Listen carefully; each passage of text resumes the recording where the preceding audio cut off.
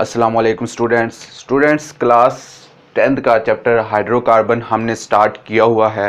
Introduction हमने discuss कर लिया है। आज हम उसकी क्लासिफिकेशन स्टडी करेंगे। तो स्टूडेंट्स हाइड्रोकार्बन्स की क्लासेस कितनी है? हाइड्रोकार्बन्स की सिर्फ 2 क्लासेस हैं।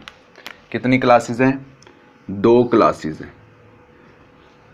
हाइड्रोकार्बन की क्लासिफिकेशन अगर करें तो इसकी 2 क्लासेस हैं। एक हमारे पास है जिसे हम कहते हैं ओपन चेन हाइड्रोकार्बन, कहते हैं ओपन चेन हाइड्रोकार्बन, और इसके और भी नाम दे सकते हैं।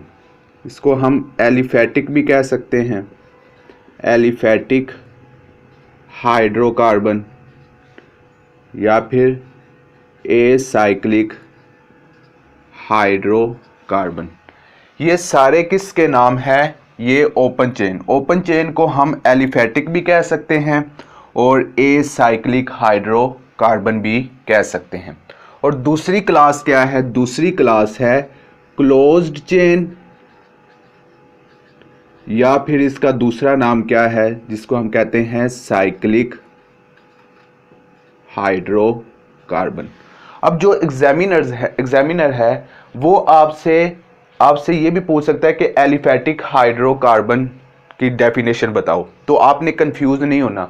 जो ओपन चेन की डेफिनेशन होगी वही एलिफेटिक की होगी, जो ओपन चेन की होगी वही एसाइक्लिक की होगी। इसलिए स्टूडेंट्स आपको ये नाम पता होने चाहिए कि ओपन चेन भी होती है, ओपन चेन को हम एलिफेटिक भी कहते हैं और इसी क्लास को हम एसाइक्लिक भी कहते हैं।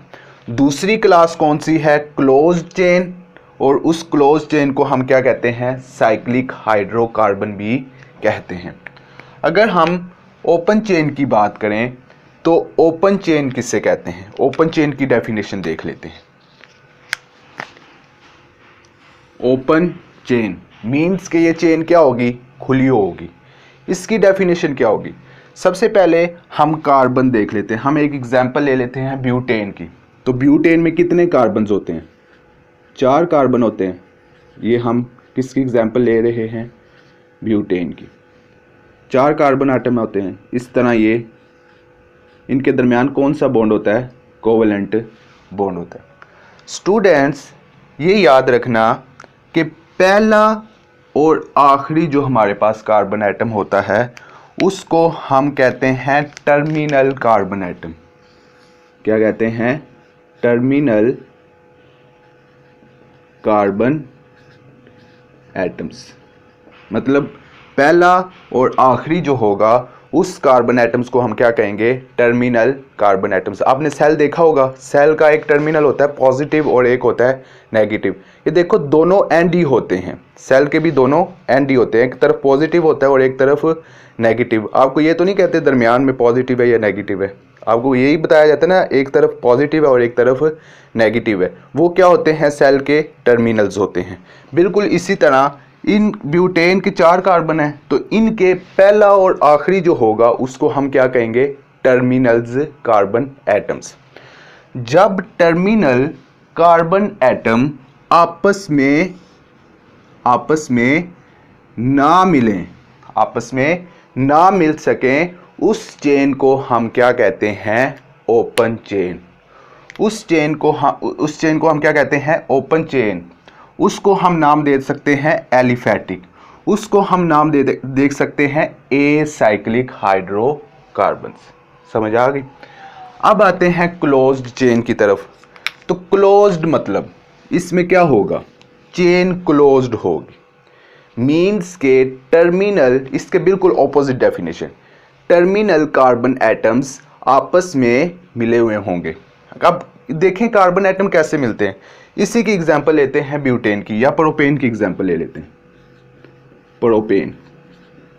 प्रोपेन में कितने कार्बन एटम्स होते हैं? 3 कार्बन एटम होते हैं। प्रोपेन का फार्मूला लिख लेते हैं। ये हमारे पास है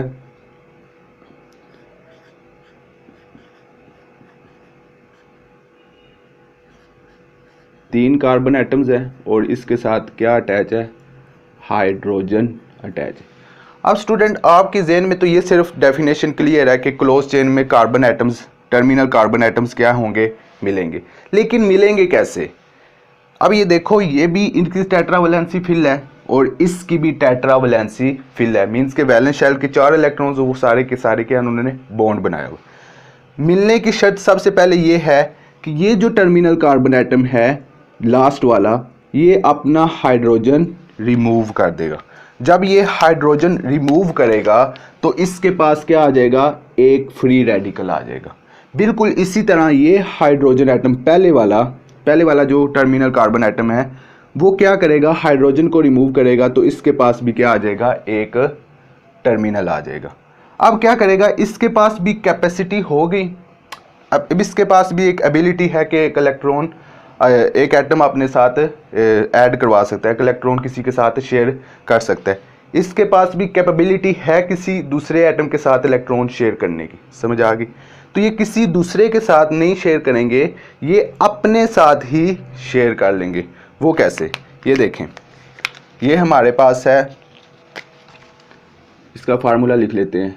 ये CH2 और ये पहले वाला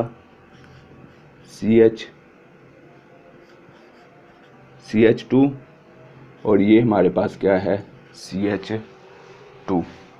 अब देखो कि इसके पास भी फ्री रेडिकल है और इसके पास भी फ्री रेडिकल है, तो कि ये क्या करेंगे? आपस में ही बॉन्ड बना लेंगे। जब आपस में बॉन्ड बना लेंगे तो ये चेन क्या हो जाएगी? क्लोज हो जाएगी।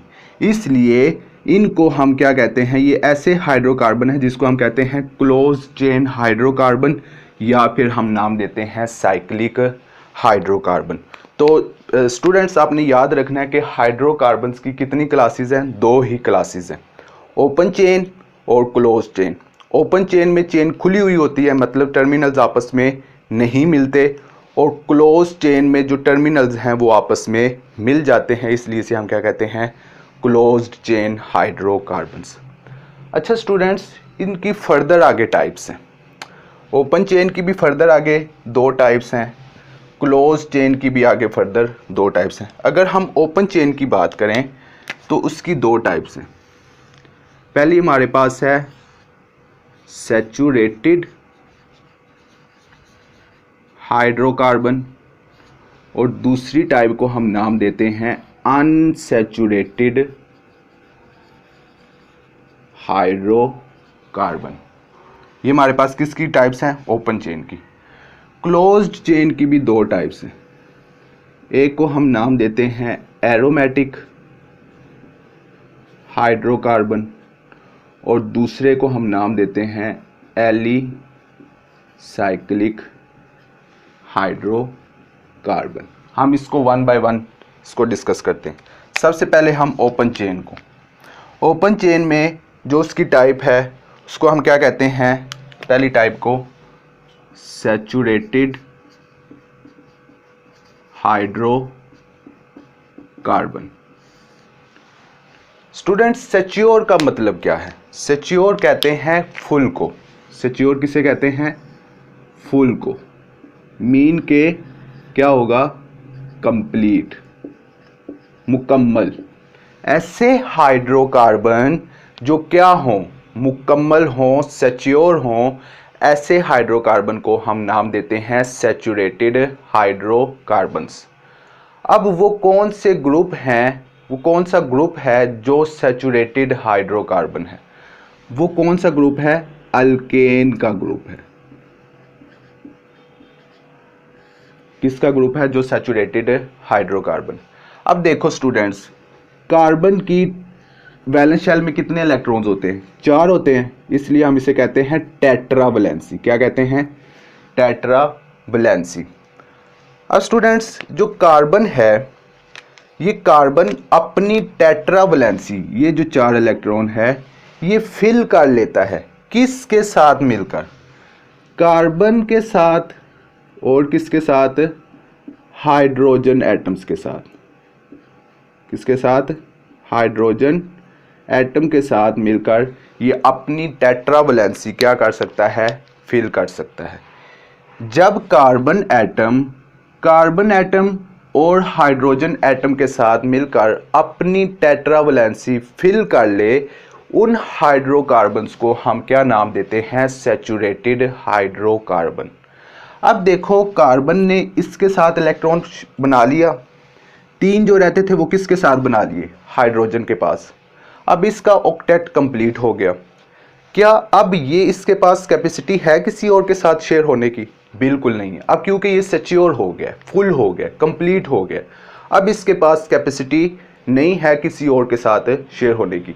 इस वजह से जो सेच्योर किसे कहते हैं? जो फुल हों। तो जब सैचुरेटेड हाइड्रोकार्बन कौन से ग्रुप के होते हैं? अल्केन जो होते हैं ये क्या है? Saturated hydrocarbon. और उनमें एक पहचान क्या होती है? उनका जो फंक्शनल ग्रुप होता है वो होता है इनके दरमियान सिंगल बॉन्ड होता है। कौन सा बॉन्ड होता है? सिंगल बॉन्ड होता है। समझ आ गए स्टूडेंट? अच्छा, दूसरी टाइप है हमारे पास अनसैचुरेटेड हाइड्रोकार्बन की। Unsaturated hydrocarbon. अन का मतलब क्या है? अन का मतलब होता है नॉट या मीन इनकम्प्लीट। अनसैचुरेटेड जो सेच्योर नहीं है, कंप्लीट नहीं है। अब कौन से ग्रुप के क्या होंगे? अनसेच्योर हाइड्रोकार्बन्स। उसे हम अनसेच्योर हाइड्रोकार्बन्स क्यों कहते हैं? अब कौन कौन से ग्रुप हैं जो अनसेच्योर हाइड्रोकार्बन में आते हैं? Alkanes, alkenes and alkynes. ये दोनों क्या है? अनसैचुरेटेड हाइड्रोकार्बन्स है। अब अनसैचुरेटेड हाइड्रोकार्बन क्यों कहते हैं? अल्कीन का फंक्शनल ग्रुप क्या है? Double bond. क्या है? Double bond. अब ये डबल बॉन्ड किसके दरमियान होगा? हमेशा कार्बन एटम्स के दरमियान होगा। अब कार्बन और हाइड्रोजन के दरमियान डबल बॉन्ड नहीं होगा। कार्बन और हाइड्रोजन के दरमियान कौन सा बॉन्ड होगा? हमेशा सिंगल बॉन्ड होगा। लेकिन जब कार्बन और कार्बन एटम के दरमियान कौन सा बॉन्ड होगा? डबल बॉन्ड होगा। अब ये डबल बॉन्ड किसकी पहचान है? अल्कीन की पहचान है।